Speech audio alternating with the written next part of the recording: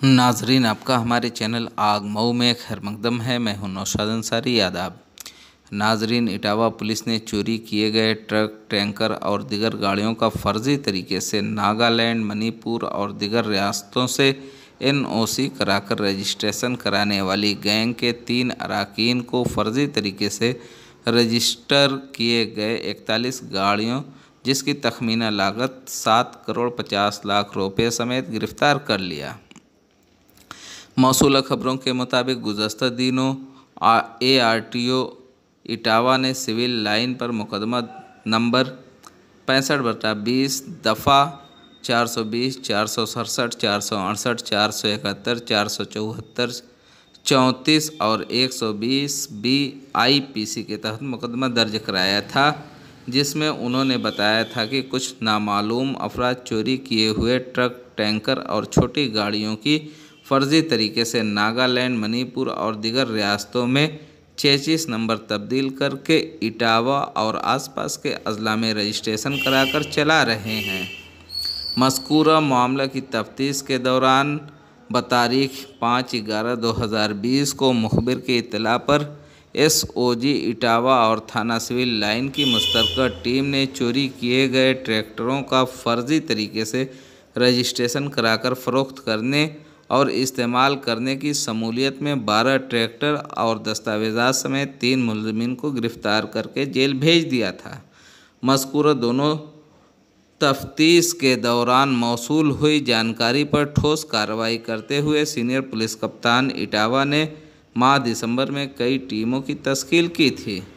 टीमों को मुतअद्दिद अजला में जानकारी हासिल करने के लिए रवाना किया था, जिसके बाद पुलिस टीम ने दीगर अजला में जाकर मुखबिरों की इत्तला पर कई फर्जी गाड़ियों की शनाख्त की और उसके बाद से टीमों के ज़रिए मुसलसल इंफॉर्मेशन हासिल करने का सिलसिला जारी रहा। पुलिस कप्तान आकाश तोमर ने इसकी मुकम्मल जांच कराई, जिसमें यह सदाकत रोशनी में आई कि इस सानेह का एक गिरोह ऑटो ट्रांसपोर्ट के शोबा में चल रहा है, जो चोरी की गई गाड़ियों को फर्जी तरीके से दूर दराज की रियासतों से 33 नंबर तब्दील कर NOC लेकर इटावा और औरैया ज़िला से रजिस्ट्रेशन कराता है, जिसमें रोडवेज़ महकमा के कई अजला के RTO और क्लर्क और ब्रोकर भी शामिल हैं। जिससे मुतल्लिक पुलिस कप्तान इटावा ने एडिशनल पुलिस कप्तान की क़यादत में कई टीमों की तश्कील की। टीमों के ट्रांसपोर्ट सेक्टर में मुलविस गैंग के खिलाफ सबूत हासिल किए और सभी टीमों को मुख्तलिफ मकामात पर रवाना किया। इस दौरान SOG और थाना सिविल लाइन पुलिस टीम को मुखबिर ने इत्तला दी कि कुछ नामालूम अफराद लाइन सफारी के सामने बंद पड़े प्लांट के पास कई ट्रक और टैंकर के साथ स्कॉर्पियो और टाटा आर्या गाड़ी में जमा हुए हैं। चोरी और फर्जी दस्तावेज़ात के साथ ट्रक और टैंकरों का फर्जी तरीके से रजिस्ट्रेशन कराकर ब्रोकर के ज़रिए मध्य प्रदेश में फ़रोख्त करने के लिए ले जाने की फ़िराक में है। मुखबिर की इत्तला पर पुलिस ने घेराबंदी करके 3 बदमाशों को पकड़ लिया और एक मुलजिम मौका से फ़रार होने में कामयाब हो गया। आग न्यूज़ के लिए इटावा से मसूद तैमूरी की खास रिपोर्ट। आइए नाजरीन, हम आपको पूरी तफसीलात दिखाते हैं और सुनाते हैं क्या कहते हैं इटावा के पुलिस कप्तान।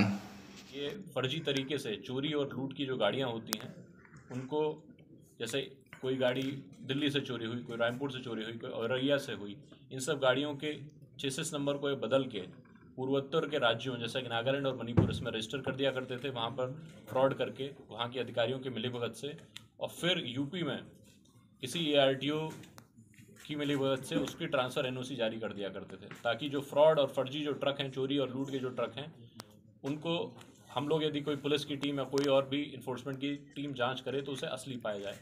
तो ऐसे गैंग का खुलासा हम लोगों ने किया है। इसमें कई और लोग सामने आ रहे हैं, उनकी भी गिरफ्तारी शीघ्र हमारे द्वारा की जाएगी। और यह जो कार्य है बहुत अच्छा कार्य किया गया है। इसमें इटावा में जितने भी दलाल सक्रिय थे पूर्व में, उनकी हम लोगों ने पूर्व में ही गिरफ्तारी कर ली है। एक और ट्रैक्टर फ्रॉड का नेटवर्क था, उसको हम लोगों ने गिरफ्तार किया था। इसके अतिरिक्त भी जो भी चीज़ इस इन्वेस्टिगेशन में सामने आएगी, धीरे धीरे परतें इसकी खुलती जाएंगी, आपके सामने इसको रख दिया जाएगा और भी इसमें काफ़ी लोगों की गिरफ्तारी होनी शेष है। क्या नागालैंड की गाड़ियाँ यहाँ रजिस्टर करते थे वो लोग?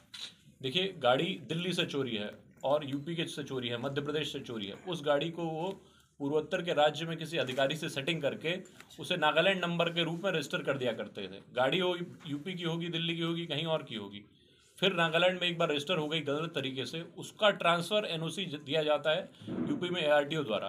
तो उसमें एआरटीओ की जिम्मेदारी होती है कि उसकी वो जांच करे, प्रॉपर वेरिफिकेशन के बाद ही उसमें दिया जाता है। और हम लोगों ने क्योंकि तुरंत ही उसको वेरीफाई कर लिया कि ये वो गाड़ी टाटा के द्वारा, अशोक लीलैंड के द्वारा, महिंद्रा के द्वारा बनाई ही नहीं गई है तथा इंजन चेसिस नंबर सब फर्जी हैं, उनका एक दिन के अंदर ही सभी गाड़ियों का इन लोगों ने ट्रांसफ़र एनओसी कुछ एआरटीओज़ द्वारा जारी कर दिया गया है। उसमें वो लोग भी प्रिवेंशन ऑफ करप्शन एक्ट 1988 के तहत प्रथम दृष्टया दोषी पाए जा रहे हैं, उनकी भी गिरफ्तारी हमारे द्वारा की जाएगी। नॉर्थ ईस्ट के स्टेट के अधिकारी भी आपके रडार पे हैं, उनके खिलाफ भी कुछ? इसमें ज़रूरत है, हमारी टीम जो है अन्य राज्यों की टीम से संपर्क करेगी और उसमें जो कुछ भी एविडेंसेस सामने आते हैं उस एविडेंस के आधार पे हम लोग कार्रवाई करेंगे। यहाँ के कितने जनपद के आरटीओ आपके रडार पे, उन पे शक के दायरे में है, जिन पे काम चल रहा है? देखिए, मिनिमम 3 एआरटीओज़ हैं जिनका हम लोग को रोल काफ़ी हद तक मिला है और उसमें कुछ कर्मचारी भी हैं, कुछ एआरटीओ के दलाल हैं और कुछ लोग हैं जो इसी गैंग के सरगना हैं जो फ्रॉड का काम करते हैं। इन सब लोगों का रोल आया है। जो 3 लोग गिरफ्तार हुए हैं, इन्होंने काफ़ी, इनकी डायरी से और इनकी पूछताछ में काफ़ी बातें हम लोगों को पता चली है। शीघ्र ही गैंग के बाकी लोगों की और उनका संरक्षण करने वाले एआरटीओज़ की, उन लोगों की भी एविडेंस के आधार पर गिरफ्तारी की जाएगी।